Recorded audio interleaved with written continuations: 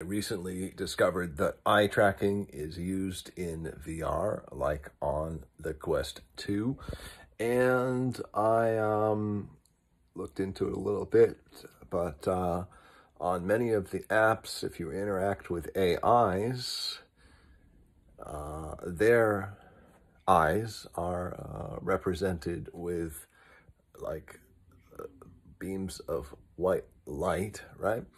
And somehow there's a sense that somebody is looking at you through those peepers, through those portals. It's a little bit upsetting. So,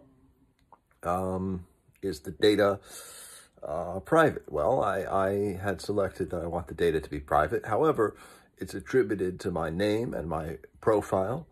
And so technically that data is not private as far as that goes. How they use it, I don't know, but it's not private in terms of you're having a profile, which is generally linked to your Facebook, even if you don't have much on there.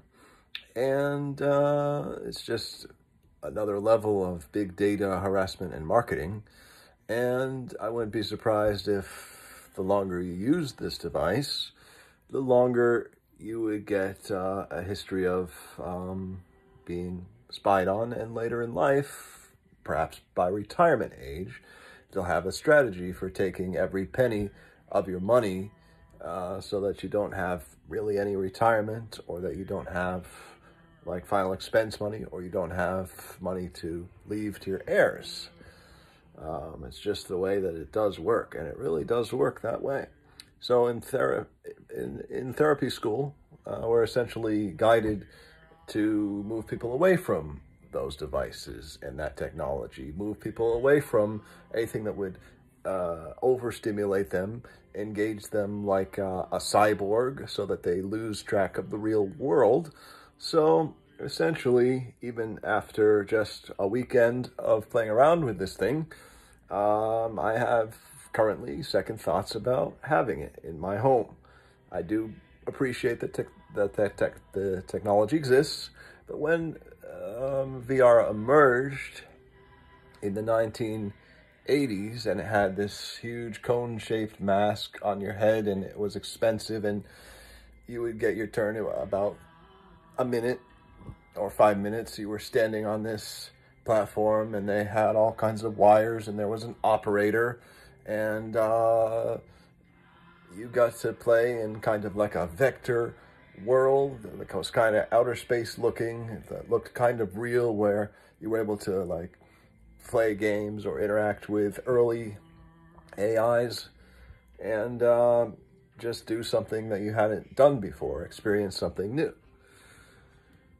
But when it comes to the point where everybody has these in their homes and their consumer devices, and they're tracked, they're owned by Meta, there could not be a worse owner for this technology. They are not the developers originally. They are a marketing company, essentially, from what I understand, that acquired the company Oculus, from what I understand, or at least the marketing rights to the product, and sort of have a partnership. I don't know exactly what the deal is without further research. I almost couldn't care less because it's big data. I just know that these are large corporations, and large corporations come up on my radar as someone who intends to investigate organized crime as really mafia. There's really no other word for me to use at the present time other than organized crime to say what I'm saying. So, chances are I will sell this device pretty soon. Will I be any worse off for the wear? Well, I can't make necessarily that many cool videos of gameplay, but if the more videos you make, also just the more tracking that goes on in your life. We have to face that if we're not in like the Freemasons, and we're not listed on a list of respected individuals, we don't really have likelihood of being big stars, right? Because the algorithms suppress us anyway, and we could audition till we're blue in the face in Los Angeles, and sometimes you can get ahead that way. But from my luck and experience, like, I would just get not cast for parts, or I would be offered a part and gassed up, but it wouldn't pay anything. It would literally not pay anything, and they would say, well, we intend for this project to be monetized soon. We're working on it, you know. And they steal your footage. They say, well, we'll send you a reel. Never do. So, so I would trade wealth for fame anytime if I had fame. So I'm not looking for fame. And I do kind of have an interest for my content to spread and to have more views, which is to consider it as fame. It's kind of, Buddhism would call it fame. Fame, which is not something Buddhism recommends or is okay with as something that you should look for. So I'm really not looking for it. I just want to be a generic serial number here, badge number, cop for a little while. Generally interact as little as possible with the public. Be very polite and helpful in my dealings with the public, do my job and go about my duties and investigate also crime, maybe at some point. But for now, like,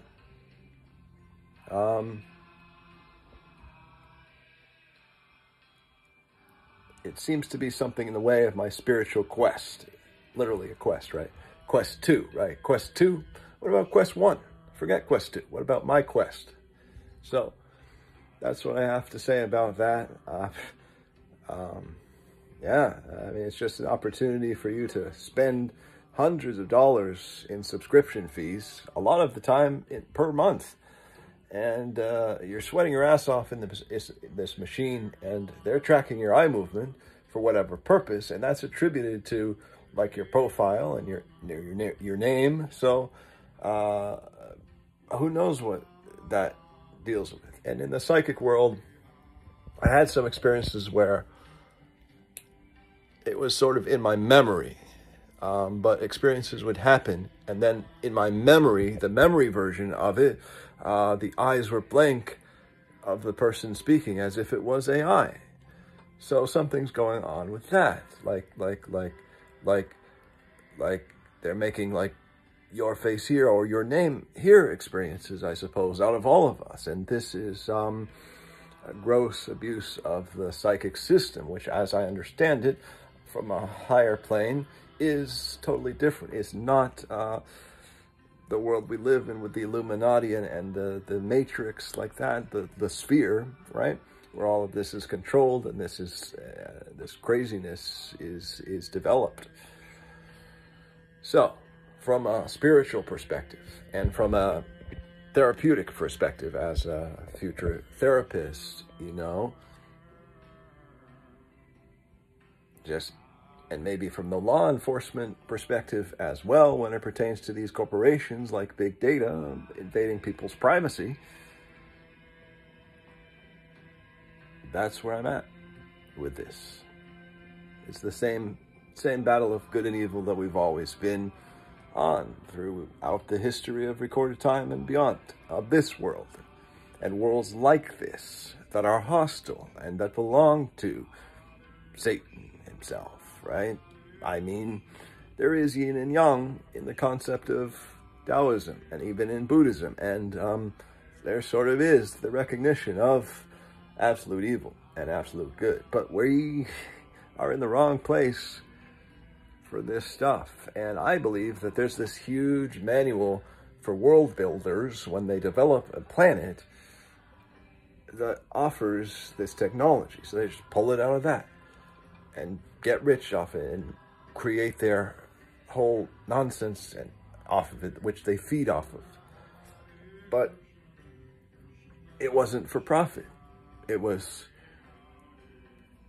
for life, for growth, for just community, living good, joyous lives. So, the holistic perspective also, which I have a history with as far as studies, also says, don't look at screens for too long during the day.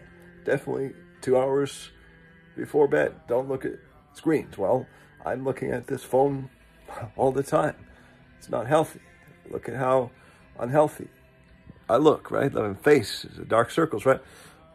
Probably from the technology. It does emit EMR. That is a discovered fact. And the 5G definitely radiates EMR. Definitely. So from all those perspectives, old worldviews, traditional worldviews, and ways of thinking,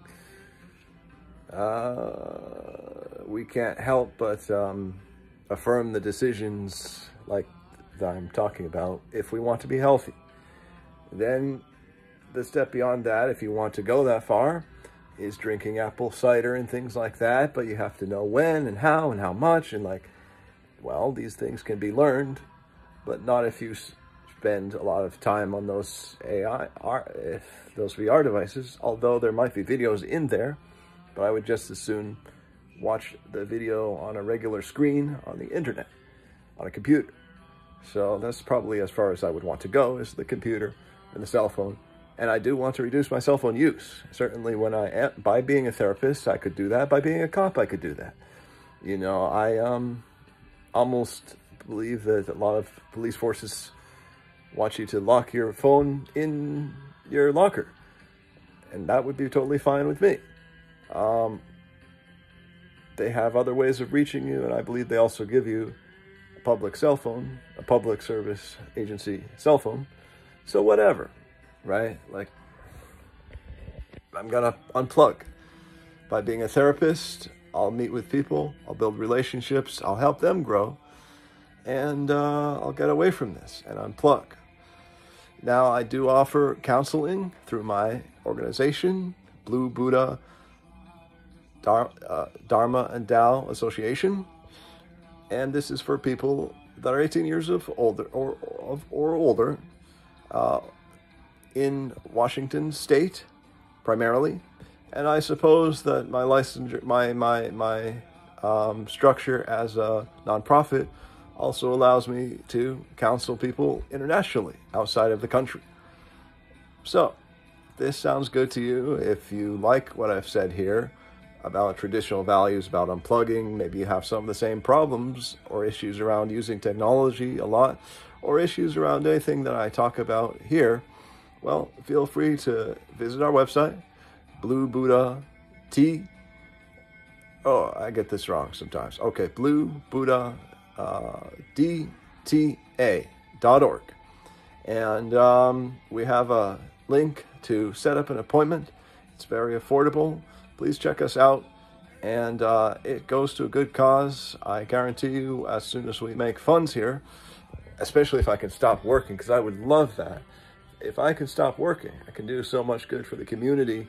We'll if I receive a paycheck from the organization, it comes back to you. We will be doing events. We will be doing sanghas. We will be doing kirtans. I suppose we'll be doing a lot of things. We will have alternative meetups and events for like-minded singles like that in the alternative community. And a lot of the programming is based in Seattle, Puget Sound, but a lot of it is international as well. And you can be anywhere to enjoy our Sangha or our Puja. I did not start the Puja this week because I, so far, believe that our log of visitors to the website has been 0. However, as we get the word out, there will be Pujas. Pujas mean just meditation sits. They also mean regular ritual, ceremonial, like events that monastics do and the lay community of Buddhists do.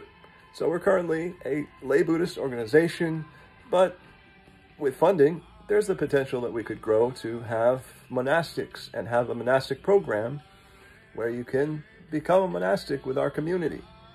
Okay? So later down the line, we also want to start a university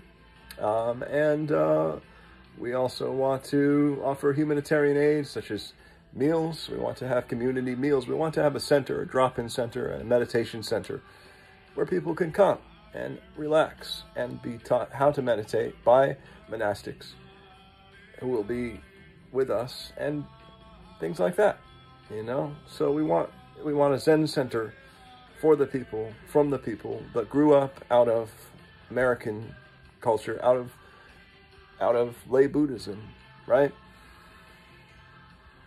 So yeah, free Tibet, and please visit our website if you want counseling, if you want an earnest person just like you to help you through into the next step of life with a background in marriage and family therapy, which I'm pursuing and will soon be licensed in, I imagine.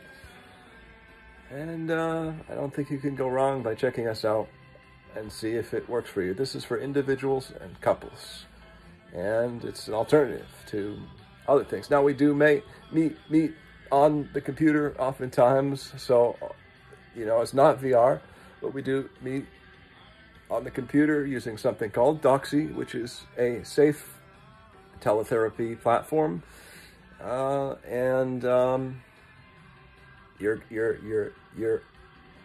counseling sessions are always just with me. They are always private. They are always, confidential. So the only reason it can be not confidential is if I see you as a risk to yourself, or if you're suicidal, or if you're a risk to others. Then I may have to report various information to the appropriate authorities. However, I would not include anything beyond the basic information required to offer you help if that's the situation. Most cases it's not. 99% of the time, therapists who make these informed disclosures do not have problems with that. So, whatever it is, whatever the next step is for you, whatever you're considering, let's chat. Let's see if we can help you. If you are within the geographic locations that I'm able to currently help with, Washington State or outside of the country. Thank you so much for watching, and thank you for checking in, and I really hope to help you and meet you.